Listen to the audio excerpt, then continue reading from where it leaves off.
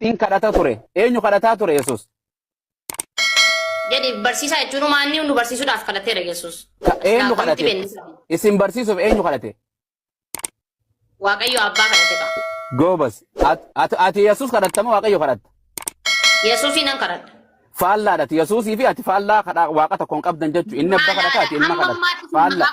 Amma fakkeenyaaf yoo ati mootummaa takka taate maqaa kiyyaan yoo baankii maqaa kiyyaan dheeyxee maqaa Abu Mu'aaziin baankii irraa liqeeffachuu dandeessi. Yoo warra mana bitu makiinaa bitu taate maqaa Abu Mu'aaziin jettee baankiin si kanniti. Yesuus Kiristoos yaa Waaqayyo isa Yesuus nu ergite akkana nu godhi kun rakkina hin qabu. Kan namaa godhu kan namaa kan Waaqayyo abba malee Yesuus miti.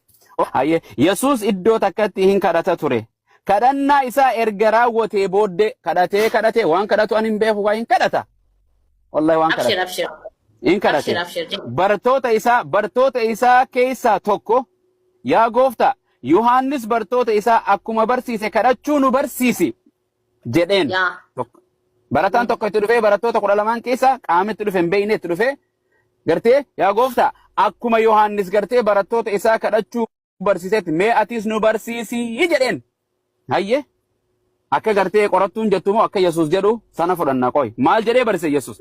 Na kadhadhaa jedheeni, ilma kadhadhaa jedheeni, abbaa kadhadhaa jedheeni dhaggeeffadha. Tole Yesuus lammaffaarratti kana irratti inni yommuu kadhattan dhaggeeffadha. Yommuu kadhattan akka kanatti itti fufee jirutti kadhadha.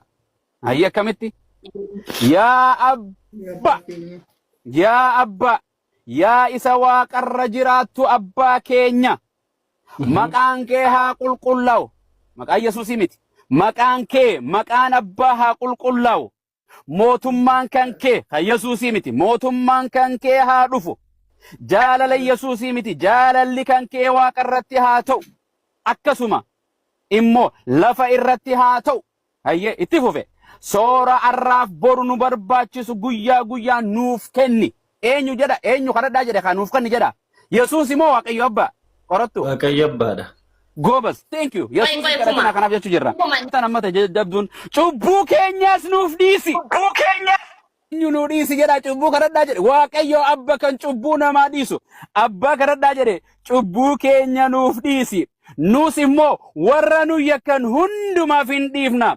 Akkasuma ammas maal jedhe qormaatatti nun galchin jedha kadhadhaa jedhe abbuma kadhadhaa jedhe yaa Waaqayyo qormaata nun galchin fatana nun galchin dhukkuba nutti hin fidin waa hunda gartee hamaa nu oolchi malee hamaarraa illee nu oolchi waan hamtu galgalaa fi ganama nu dhuftu jedha jedhee isaan barsiise kana hin fudhattaa guutuu isaa.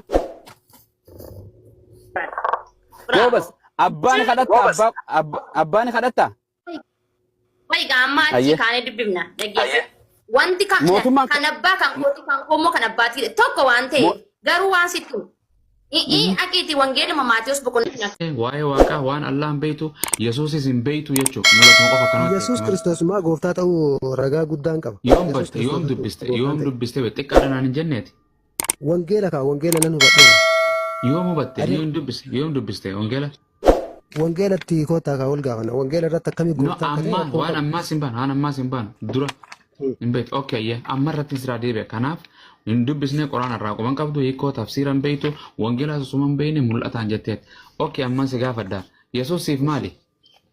Naaf gooftaadha malee. Waaqaa mitiimi gooftaa malee. Inni waaqas gooftaaf waaqni maal garaagarummaa qaba ree? Ayya siif hima okay ani si ibsuu kiyya dura ani waaqni kiyya Allah tokkana jira jedhi ergamaan kiyya Nabi Muhammad lama na jala jedhi. Kitaabni kiyya Qur'aana sadii na jala jedhi. Sadii miti amantiin kiyya Islaama. Afur. Sabni kiyya Oromoodha. Maqaan kiyya Abu Mu'aazi. Biyyin intala Oromiyaadha. Bakkin hin jiraadhu Ameerikaadha. Abbaa ilmaanii if ibseetis akkanatti. Kana hunda ragaa wajjin sii kan nu deemu. Afaan qofaa miti. Atis naa ibsi atoo. Anillee maqaan kiyya Mustafaadha. Mustafaa tokkoffaa maqaan kee Mustafaa. Mustafaa Aliyyiiti. Ayyee lammaffaa waaqni kan kee. Waaqni kiyya Yesuus Kiristoos. Waaqni kee Yesuus ergamaan kee too sadaffaa ergamaan kee. Ergamaan kiyya moo? Yesuus Kiristoosidha yaa'u. Waaqni kee eenyu?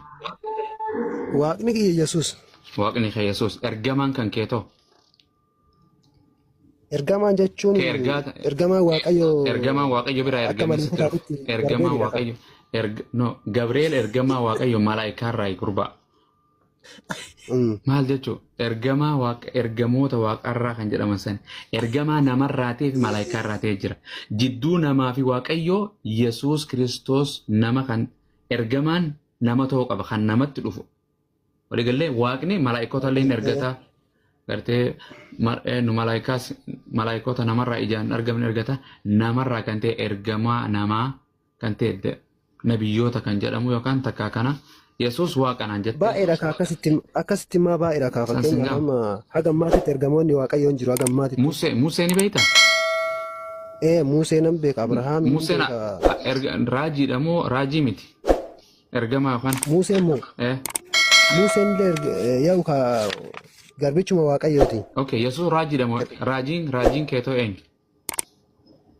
Raajiin tokko qofaa miti kaa Waaqayyo raajota baay'ee ergeera biyya. Raajii kan keensi gaafadhe naayimi.